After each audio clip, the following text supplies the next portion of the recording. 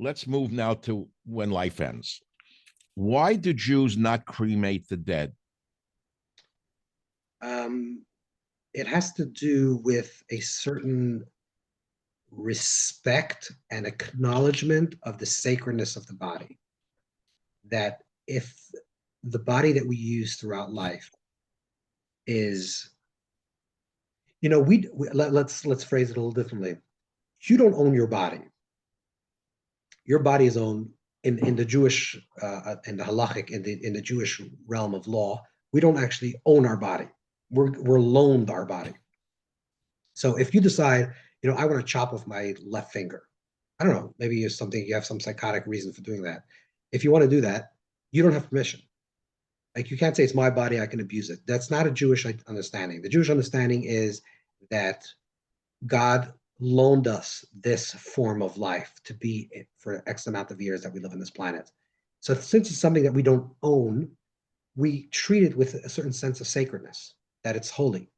So we allow it to be and to go into its natural state, which means that if we return the body to the earth, it eventually will become again the soil and you know resurface as something else as another form of life. But because we come from dust, we have to be returned to dust. That's why we don't believe in suicide. I read that years ago. That's correct. That's the reason Why we don't believe in suicide is absolutely forbidden by Jewish correct. halachic law Correct. because Correct. it's not our bodies and we can't take Correct. it. Correct. People don't understand that. Oh, how come Jews don't?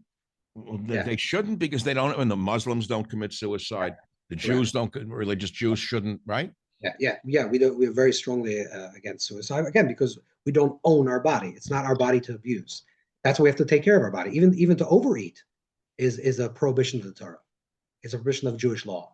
We have to take care of our bodies. A person has to exercise and to keep themselves fit. And so every time I take a vitamin, I'm doing it because I'm worshiping God. Exactly. That's why I originally became a nutritionist, was to do absolutely God's word. Every time you're taking care of your body, you're doing God's work.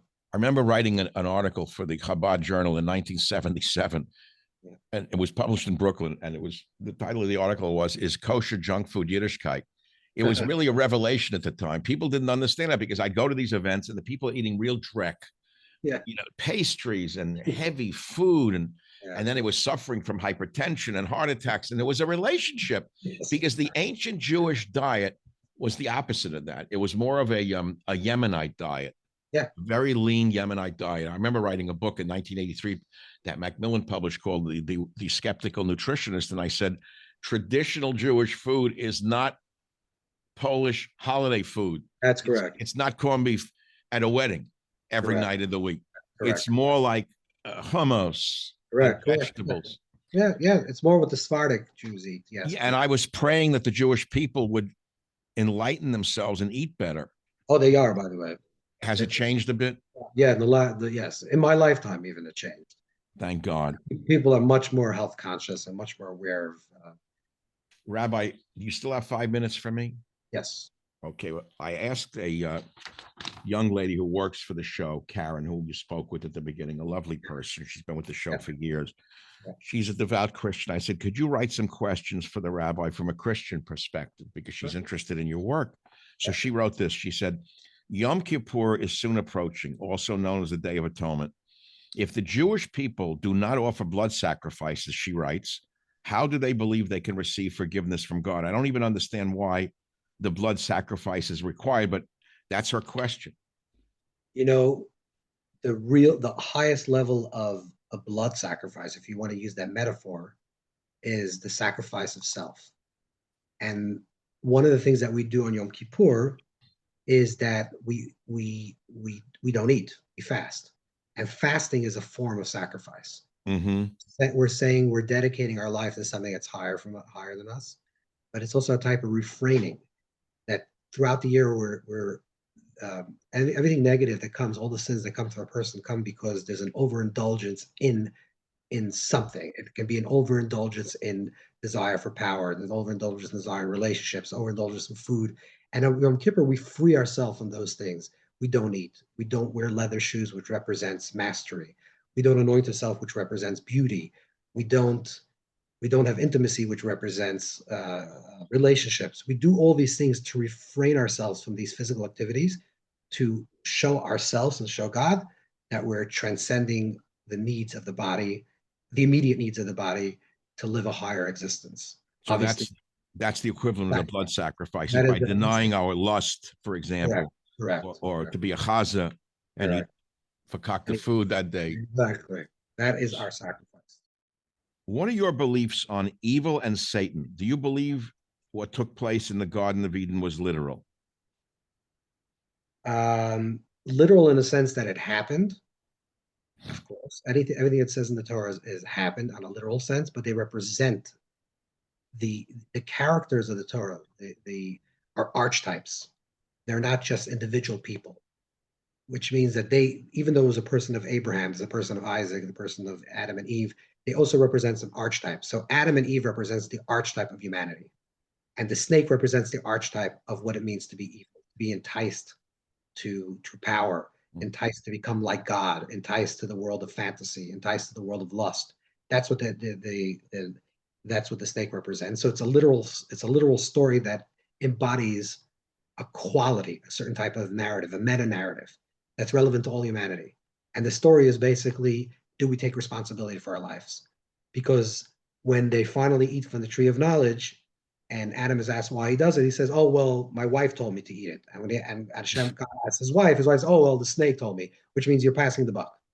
And the whole idea of this story of the snake is, if you do something wrong, own it, repent for it, transform yourself, and make yourself new from the beginning. Don't pass the buck.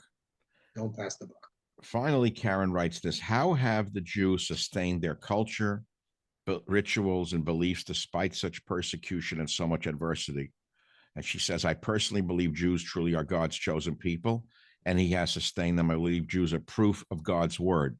But she's asking, how have the Jews sustained their culture, rituals, and beliefs despite centuries of persecution?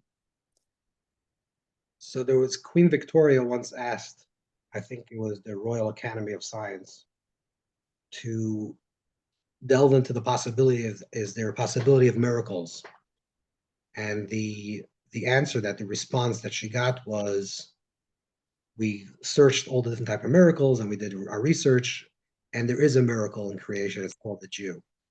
So I do think that Jews have a miraculous.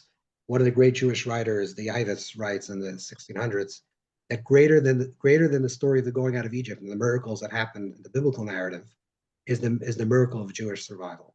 So I think it's a divine guiding hand that allows Jews to transcend the unraveling natural progression of history.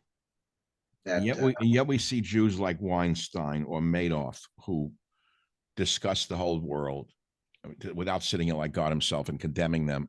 Yeah. It makes me shiver when I see people like that, because they are the embodiment of anti-Semitism. If I may say, it's people like that who make people hate Jews. You know, I hear what you're saying, but I want to say two things. First of all, I think Jews, we have to look at it as a collective, not as individuals, which means the collective unfolding of Jews is a miracle. Sometimes individual Jews can do nasty things, of course. But I think a very important point is blaming anti-Semitism on Jews is always a mistake, in my opinion. Because anti-Semitism has nothing to do with Jews. Anti-Semitism has to do with a rotten mindset of an anti-Semite. And to say that anti-Semitism comes because of Jews, I think is just justifying an anti-Semite. I don't actually think that anti-Semitism is rooted in Jews. I think it's an excuse. Like if every single Jew would be the most upright, just person, they'd still hate Jews. They'll still hate Jews. It's just an excuse for an anti-Semite to say, "Oh, look at Harvey Weinstein. Oh, that's why I hate Jews." And general, all type of racism is when you define the collective by the individual.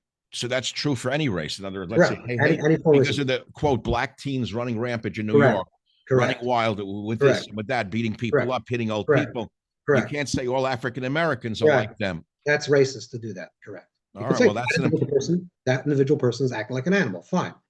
But the moment you say that the Jews are, no, it's a Jew that acted a certain way. And that's a very important distinction about anti-Semitism and all form of racism. Well, going the other way, or the Jews who walk around hating the Goyim get me very upset. Correct, the same thing. I run into Orthodox Jews who sit and try to like bond with me sometimes. I won't say where. Once it was at the White House Hanukkah party, and the Orthodox rabbi, so-called, came up and started in with the goyim bashing. And my wife was with me, who was born Christian and converted to Judaism, got very offended. She said, my father fought in World War II, and if it wasn't for goyim like us, your ancestors would have been burned to death. It's horrible, but it exists. I agree. Listen, there are small people on all sides, and one of the job of your sitting at this mic is to enlighten people to a better world, to a better possibility. So on a better level, we're going to go now to, I think, a final question, although with you, there's no final question because there's no final solution. Pardon me, bad joke. And you spoke, Rabbi, once, and I was fascinated by wind, fire, water, and earth. What were you getting at? Wind, fire, water, and earth. What is that? Well, that's obviously, the four elements. There's an ancient idea of four elements. But what I was getting at is that what really holds us back from life, from being truly alive and present, is four things. Earth is depression. Wind is wind is like is mindlessness, like this not having concentration. Water is insatiability, and anger and fire is anger or arrogance. That a person works on their arrogance and works on being satiable and works on being joyful and works on being present and mindful, you'll live a higher spiritual existence and a better existence physically, spiritually, mentally.